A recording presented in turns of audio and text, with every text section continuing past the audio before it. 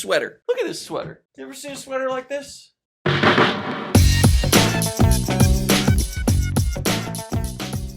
Welcome back to Brent Lab, where we transform obstacles into opportunities and anxiety into strength. Today we're tackling a topic that's bound to make us rethink our motives. Everything we do is selfish. Sounds harsh, right? But hear me out. By exploring this, we can understand our motivations and potentially break free from the guilt or self-doubt that might be holding us back. By the end of this video, you'll learn the 3 kinds of selfishness that influence our choices. Why selfishness is not necessarily a bad thing. It just is. How awareness can help us take action without being driven by guilt or fear. And how to access a state where we act without thinking of ourselves. A rare and powerful level of selflessness. The 3 types of selfishness.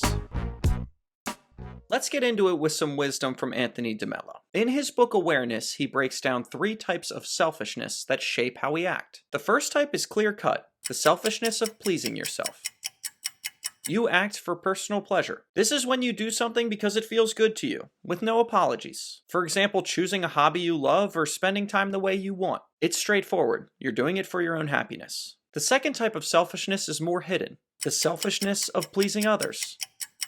It's when we get pleasure from making others happy. Often we label this as altruism, but it's still rooted in a desire for a good feeling or recognition. Even in acts of charity, we're often motivated by the sense of satisfaction or joy we get from helping others. It's like a refined kind of selfishness. But let's be real. Don't fool yourself into thinking this kind of selfishness is in fact altruistic. Charity is often self-interest masquerading as selflessness. The third type of selfishness is the one we rarely admit to. The selfishness of avoiding feeling bad.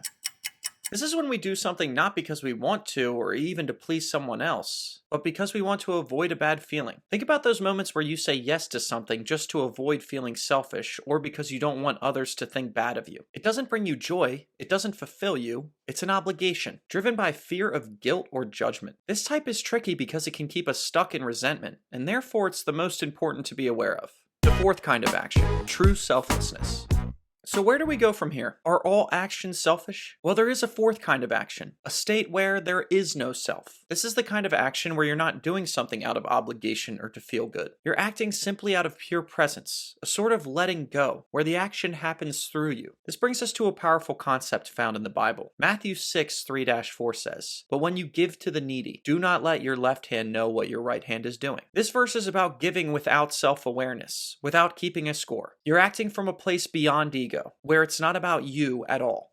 Turning selfishness into selflessness, a path of awareness. When you're facing a difficult decision, ask yourself which of the 3 types of selfishness might be at play. Am I acting to do right by myself? Am I acting to do right by others? Or to avoid a bad feeling? Or maybe a combination? Recognizing this alone can be incredibly freeing. When you can see your motives clearly, you start to turn these self-centered impulses into something healthier. What we have called selfishness, which is loaded and always comes with a negative connotation, we will now call self-interest. The first step is simply being present with your intentions. Step 1. Selfishness to self-awareness. The more aware you are of why you're acting, the less likely you are to be controlled by guilt or resentment. This awareness softens the ego's grip, transforming raw selfishness into a healthier self-interest, one that's grounded in choice rather than fear. Step 2. Self-interest as a bridge.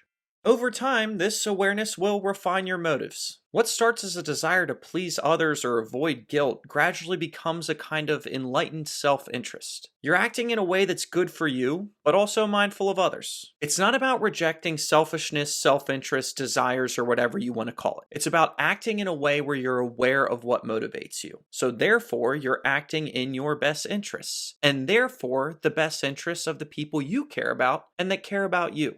Step 3. From self-interest to selflessness. With sustained presence and awareness, self-interest can eventually evolve into selflessness. The more you practice awareness, the less you focus on the I, or the you, in your actions. You'll find moments where you're acting without the need for a good feeling, reward, or recognition, where what you do is done through you. Your deed, in this case, becomes a happening. This flow from selfishness to aware self-interest to selflessness reminds us that growth is a process. Every step of awareness brings us closer to actions done purely, without self-consciousness or guilt. Let's recap.